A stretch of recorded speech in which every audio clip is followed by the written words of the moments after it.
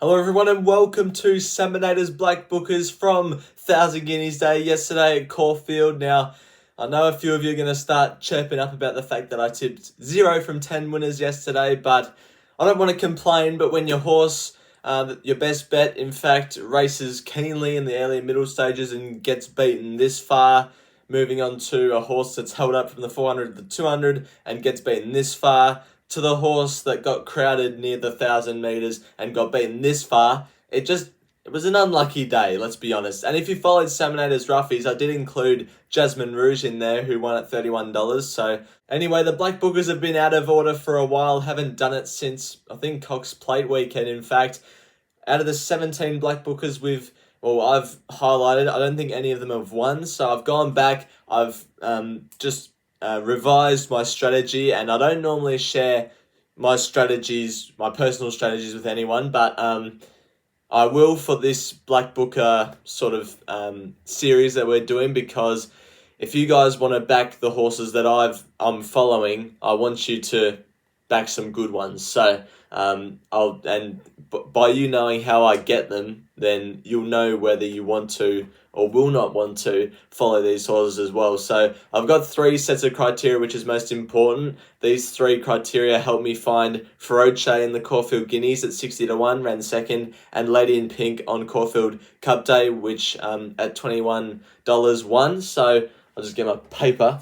Criteria number 1 is we got to find horses that are either first up, second up, or third up, so that we can back them next start when they're peaking. Second one, they've got to have sort of the 3rd or 4th fastest last 200 metres of the race. Now, this can vary when faced with field size. So if it's a field of 12, for example, I want to be taking like the first quarter, which would be 3, the 3rd fastest. It's a field of 16, maybe the 4th fastest. So it sort of varies on field size, but generally around the 3rd or 4th fastest last 200 metres of the race. And then finally, which is, you can't actually measure this, but the fastest 0 to 200 metres sectional after the post. So this is what, like all your big data punting form and all that doesn't pick up, what actually happens after the post. So if we can pick this up, that's where we can find value in the market. And of course, the market will be,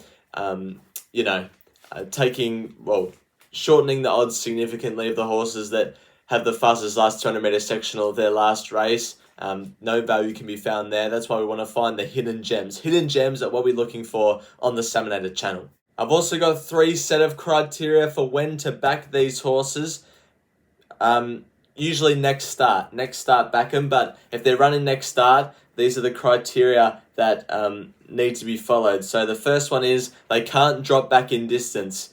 So they either have to stay at the distance that they ran at, which we highlighted them, or increase in distance for their next start. They can't drop back in distance. The second one is optional if you guys really want to find value, is that they can't drop back in class. Because if they stay at the same class or go up in class, that's where value can be found, but they're a much better chance if they drop back in class. So if you're a value hunter, or a roughie hunter, I should say, then yeah, they can't drop back in class. And the third one, and the most important one in my opinion, they have to draw a gate which can put them right on speed. They have to be a horse that is tactically versatile and can put themselves in a spot. That's what Feroce did in the Caulfield Guineas. That's what Lady in Pink did in the Tristarc.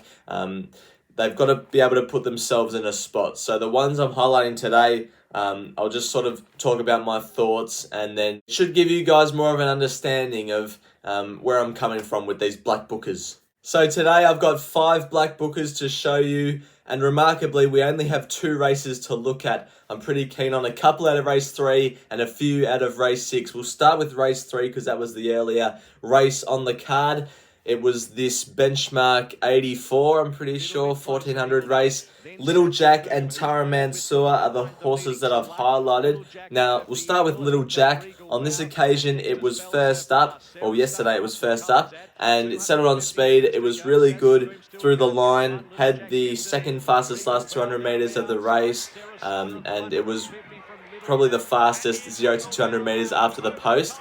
Tara Mansour was also, I reckon, really good 0 to 200 metres after the post. It was also first up at an unsuitable distance. If we just pause it here, because it cuts to Charlotte Littlefield celebrating. So you can sort of half see the colours. You can see that Little Jack is in front, and of Regal Vow, who won the race. It's in front about 100 metres after the post. And Tara Mansour's made up significant ground on Eye of the Eagle. It finished about a length and a half off Eye of the Eagle when they went past the post, but it looks like from my view, from this angle we're looking at, it's about a half a length gap between Eye of the Eagle and Tara Mansour. Little Jack, I'm happy with because he can put himself in a spot. Tara Mansour's one that I'll point out, he's an 8-year-old, so that sort of is the main query, but once he rises up in distance next start, if he draws low, he'll put himself on speed, and he could represent some value, but I'm more confident following Little Jack out of this race. Little Jack's going to be well respected by the market next start,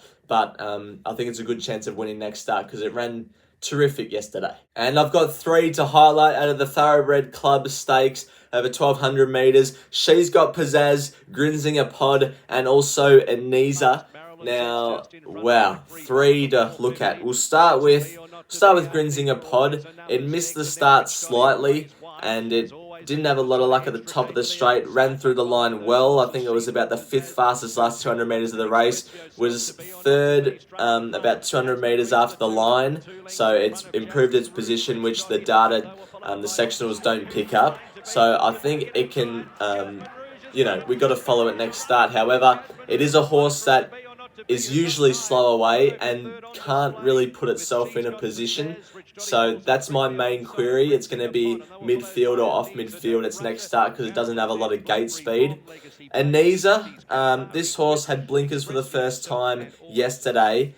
It had to go right back from the gate to about last. It finished, the main query is that it finished 5 lengths off the winner, so it finished a long way off them, but through the line it was really, really good. It's a horse that can put itself in a position if it draws a low barrier, so I think Anisa would be one at value we can follow next start, but the one I'm most excited about, and probably, well, there's going to be a new segment at the end of this sort of video, but it's Saminator's favourite black booker from the day, and it's She's Got Pizzazz. This horse, just like Grinzinger Pod, was held up at the top part of the straight. It finished off really well. It was second 200 metres after the line behind Jasmine Rouge, who's the winner.